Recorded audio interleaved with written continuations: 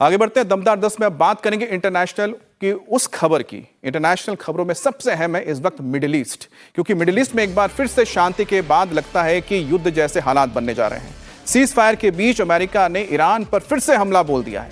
America ने Iran पर जबरदस्त एयर स्ट्राइक की है। सेंट्रल कमांड के मुताबिक ईरान में 80 से ज्यादा ठिकानों को निशाना बनाया गया है, जिसमें सिरिक, केश्मदीप और बंदर अब्बास है। ये तीनों ही जगह स्ट्रेट ऑफ हॉर्मुज के करीब है। हर तरफ तबाही नजर आ रही है। अब देखिए जो तस्वीर आएगी इसमें आपको लगातार 1, 2, 3, 4 कई धमाके होते हुए नजर आएंगे।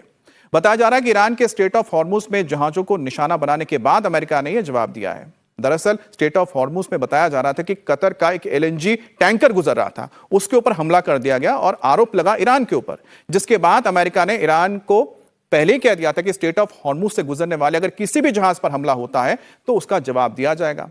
और जैसे ईरान ने 3 जहाजों को निशाना बनाया, अमेरिका ने ईरान को दहला दिया। ईरान भी चुप नहीं बैठने वाला है। ईरान ने भी बताया जा रहा है काउंटर अटैक शुरू कर दिया है और बहरीन और कुवैत में भी कई ठिकानों को निशाना बनाया गया। ईरान की ओर से कहा जा रहा है कि उन्होंने भी 80 से ज्यादा ठिकानों पर हमले किए हैं। अब मिडिल ईस्ट में जो शांति की दिशा में आगे कदम बढ़ाया गया था, उस पर अब खतरा मंडराने लगा है। अमेरिका के ताजे हमले के बाद ऐसा लगता है कि शायद ये जो वार और पलटवार है, ये कहीं एक बार फिर से जंग में न तब्दील हो जाए। आपको याद होगा कुछ दिन पहले ही सिंगापुर के एक जहाज पर हमला हुआ था, जिसके बाद ईरान के ऊपर अमेरिका ने हमला किया था। तो उसके बाद फिर से दोनों देशों की ओर से वार पलटवार हुआ। कतर में जो बातचीत होनी थी वो रद्द कर दी गई, लेकिन कतर के ही मध्यस्थता के बाद दोनों देशों को समझाया गया और एक बार फिर से यह बताया गया कि स्ट्रेट ऑफ हॉर्मुज खुल गया है। लेकिन एक बार फिर जैसे ही एक टैंकर के ऊपर हमला हुआ है, आप देखिए कि वार पलटवार का यह दौर शुरू हो चुका है। सेंट्रल कमांड की ओर से बताया गया है कि खास तौर पे स्ट्रेट ऑफ हॉर्मुज के ऊपर हमला होता है केश्मदीप पर, जिसके ऊपर लगातार हमले इससे पहले भी हुए हैं। यहां पर टावर्स बने हुए थे, यहां पर कमांड सेंटर था IRGC का, इनको तबाह कर दिया गया था। लेकिन अभी भी ईरान के पास इतनी क्षमता है कि यहां से वो टारगेट करता है। अमेरिका ने सिरिक, केश्म आइलैंड और बंदर अब्बास को निशाना क्यों बनाया, यह भी आपके लिए समझना जरूरी है। स्ट्रेट ऑफ हॉर्मुज के किनारे बसा शहर यहां से ईरान समंदर पर नजर रखता है कि उसका एक किला है केश्म आइलैंड, और फारस की खाड़ी का सबसे बड़ा द्वीप भी है।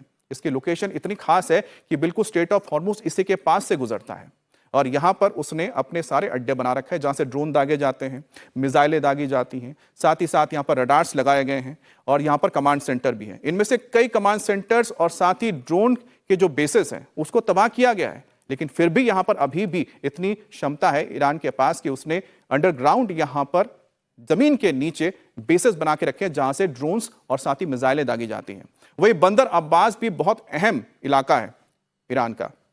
यहां पर पोर्ट है, बड़ा नेवी का अड्डा है IRGC का, और यहीं से समुद्र में जो कार्रवाई होती है उसके लिए बोट्स भेजे जाते हैं। इसी वजह से बंदर अब्बास पर हमला किया गया है।